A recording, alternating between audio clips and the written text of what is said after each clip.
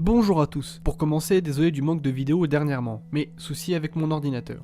Du coup, aujourd'hui on se retrouve pour une espèce de review analyse découverte sur les 6 chapitres d'un fan-made One Piece, Retour à la rêverie. Si vous souhaitez aussi le lire après cette vidéo, go aller sur le site de Little Garden qui ont traduit les 6 chapitres avec certaines pages couleurs. Donc l'auteur a eu l'idée de compter et d'imaginer les événements de la rêverie qui nous sont encore inconnus, et vous allez voir que le bonhomme a de l'idée. Mais aussi je pense qu'il a dû s'inspirer de théories et certaines pseudo-évidences concernant quelques détails eux aussi inconnus. Pour ceux qui ne peuvent pas attendre les révélations officielles sur les grands mystères de One Piece, eh bien ceci saura peut-être satisfaire votre soif de savoir.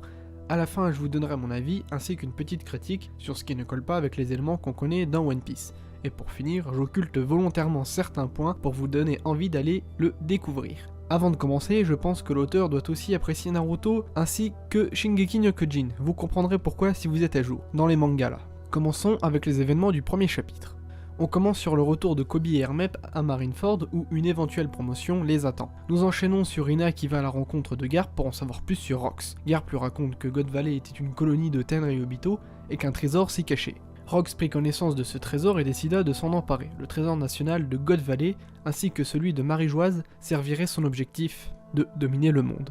Selon les informations de Garp, le trésor de God Valley était le fruit du démon le plus puissant de tous. Il explique ensuite comment la coalition réussit à vaincre Rox. Roger et Garp affrontèrent Rox et périt en même temps que l'île à cause d'une tempête gigantesque. Quant à son équipage, Barbe Blanche comprit que son capitaine menaçait l'équilibre du monde et s'opposa face à Kaido, Big Mom et Shiki. Retour sur Shanks qui revient sur son navire. Selon lui, Luffy est assez fort pour faire face à Big Mom et Kaido. Ok Shanks déjà que toi tu ne peux pas y arriver, mais bon, pas grave. Shanks sa priorité est d'arrêter Barbe Noire et son héritage de Rox, et on finit sur les infiltrations des révolutionnaires à Marijoise.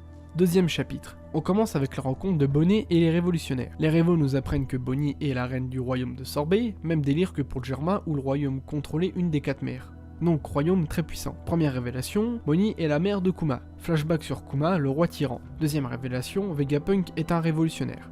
Kuma est toujours en vie, il a sa personnalité sur une clé USB qu'il suffit juste de brancher pour le retrouver. Tudum, chara-design pour Ryukyu, surnommé Ricardo. Ça parle de l'abolition des Shichibukai et du projet qui les remplacera. Donc le fameux projet c'est des pacifistes avec plein de fruits du démon artificiel. Le Gorosei en parle et dit que Im n'aime pas trop ça car pour lui les fruits du démon sont comme ses enfants. En parlant d'enfants, asseyez-vous les petits, il est l'heure de la comptine. Il était une fois un royaume qui avait pour roi Adam. Il avait le don de communiquer avec toute chose. Adam était Joy Boy, c'était un roi bon.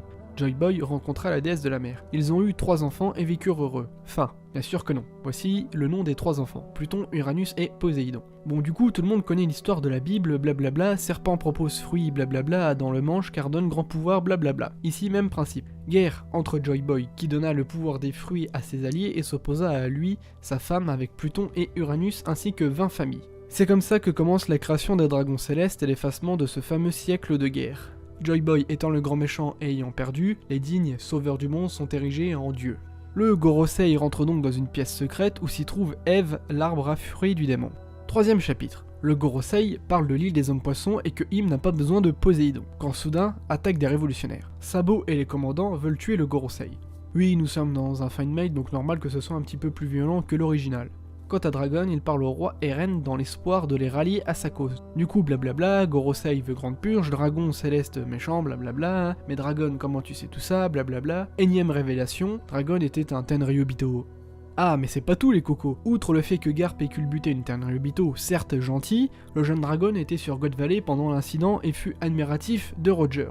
Il rejoint donc son équipage et son rêve est celui de son capitaine, un monde libre.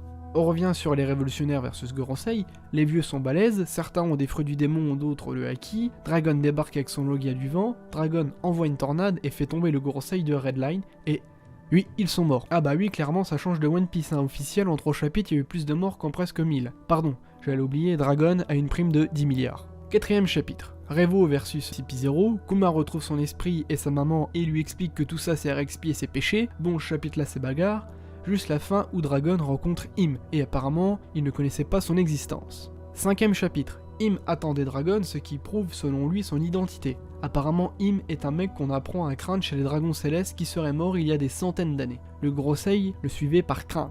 Bon, je vais garder secret le fruit du démon de Im, mais il y a bagarre versus Dragon. Retour sur le Revo versus CP. Et là, Ryukyu débarque et les calme tous, les révolutionnaires. Il possède le fruit du démon de la plante, Sabo rencontre Fujitora, il demande de le suivre car lui et Ryu Kyogyu font partie des sorts d'une unité anti-corruption du gouvernement mondial. Retour sur Im vs Dragon, ça tourne en dérouillé. Selon Im, c'est bien Dragon qui a hérité de sa volonté et non Luffy. Pour l'instant, on ne sait pas de qui parle Im, mais apparemment Dragon ça serait l'élu. Et là, instant chelou, Im retire un gant et il y a des coussinets. Il touche Dragon et le fait disparaître en disant « On se retrouve sur la dernière île Joy Boy ». Donc Im aurait volé le pouvoir de Kuma. 6ème chapitre. Dragon atterrit sur l'île Letrave et remarque qu'il n'a plus de pouvoir lié à son fruit du démon. Ensuite, journal avec les news. Révolutionnaire exécuté dans un mois et Alliance Kaido Big Mom. Shaki repense au bon vieux temps avec Rayleigh, Kureha a subi l'opération de jouvence, Shishibukai aboli. Et bam, Mihawk versus Kizaru. Prime de Mihawk, presque 3 700 000 000. Je soupçonne d'ailleurs l'ami Blue Kaizoku d'avoir travaillé là-dessus car je cite Mihawk, il ferait mieux d'envoyer les 3 émerauds à ma poursuite. Ensuite blabla entre Dragon et Aokiji, membres des Swords qui veulent faire alliance pour défaire les Tenryubito. Franchement, attention, c'est le moment des révélations. Et je vais encore vous en cacher. Cobra rencontre Im et veut connaître la vérité avant de mourir. En vrai, Joy Boy a toujours été gentil. En fait, c'est sa femme la méchante, et créa les fruits du démon pour acquérir plus de pouvoir. D'un côté, Joy Boy, Minx, Kozuki et ses enfants, Uranus et Poséidon. En face, sa femme et Pluton. Avant de mourir, Joy Boy créa la volonté du dit. Tant qu'il y a des hommes qui rêvent de liberté, rien ne les arrêtera. Et que dans 800 ans, la prophétie se réalisera. C'est là que ça part en bail de réincarnation. Du coup, Uranus commande les Zunesha, Poséidon les rois des mers, et Pluton des golems géants, mais genre vraiment grands. Bon, pour faire court, Poséidon et Pluton ont usé de leur pouvoir et ont créé le monde actuel avec Redline. Et les golems dorment sous Redline dans le Tartare. Le bateau Pluton était juste un navire pour éradiquer les golems. On repart en bail de volonté, Joy Boy avec Roger et la méchante femme en Rox. Dragon serait la réincarnation de Joy Boy après Roger, cependant Xebec réussit à prendre possession du trésor de God Valley, le fruit du démon de la méchante femme de Joy Boy, qui permet de voler les autres fruits du démon.